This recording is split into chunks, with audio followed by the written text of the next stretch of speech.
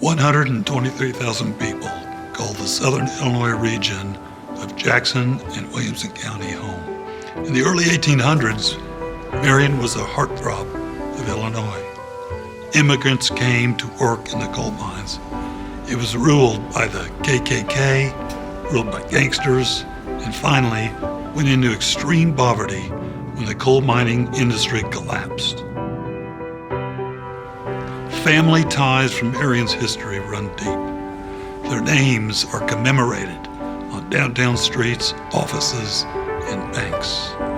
On the surface, Southern Illinois is a quaint portrait of American life as it should be, a churchified, polite community of middle-class families. But if you look closely, there's as much darkness and brokenness here as anywhere else.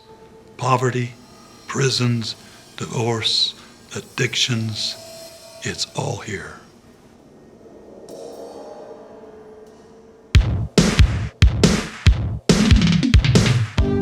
So it was here at Marion High School that I saw the biggest revival that I'd ever seen and have ever seen.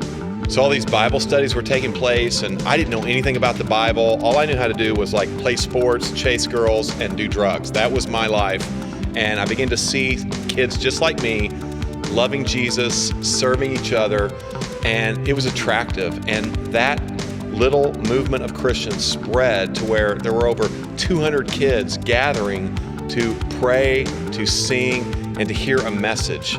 And it was awesome. So I graduated and went off to college, but Southern Illinois never left my heart. In fact, I almost, after college, came back to plant a church here, but God had other plans. But in 2013, we actually got to do what was in my heart to do, even as a high school student, and that is to start a community of faith, a place where people could meet and love Jesus. Several of the people who came to Christ in high school through this crazy revival that happened are the leaders today in our church in Southern Illinois.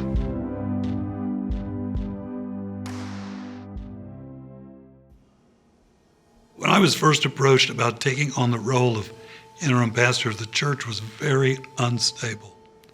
Several lead pastor candidates had come and gone, and people were skeptical about the future.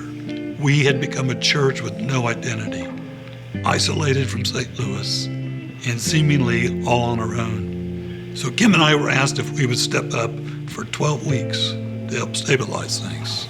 My pastor, Scott Hickox, told us to take a few weeks to pray about it. It only took a few minutes. It just felt right. I told that to our core group at our first meeting, and that night we felt a spiritual warmth that was overwhelming. It confirmed what was resonating inside us from the beginning. And from that point through today, that feeling hasn't changed, it's only increased. So for the first time, we were on the same page, but we still had a big obstacle ahead of us.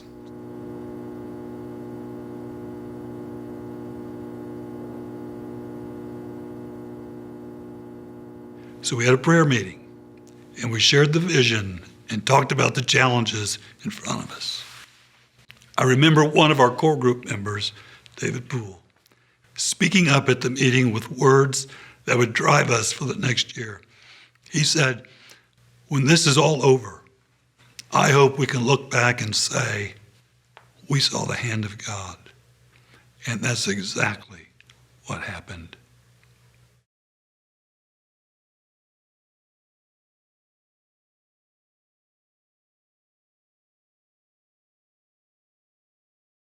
We have sensed a great stabilization. Man, we have a core group of committed leaders. 38 people are helping to lead in community groups. It's almost 20% of our congregation. It's extraordinary the way people have responded to the call of God here. We have stability and momentum, and we have to figure out, together with the help of the Holy Spirit, how to launch into our city for the purpose of advancing God's kingdom. We'd love to see a revival happen in Marion High School. Hundreds of young people come and get saved, get converted, and change their lives. And for the whole region, with a lot of churches participating, embracing the vision and tuning the doctrine of Christ in our churches, in our lives, and then into our neighborhoods. That's what we're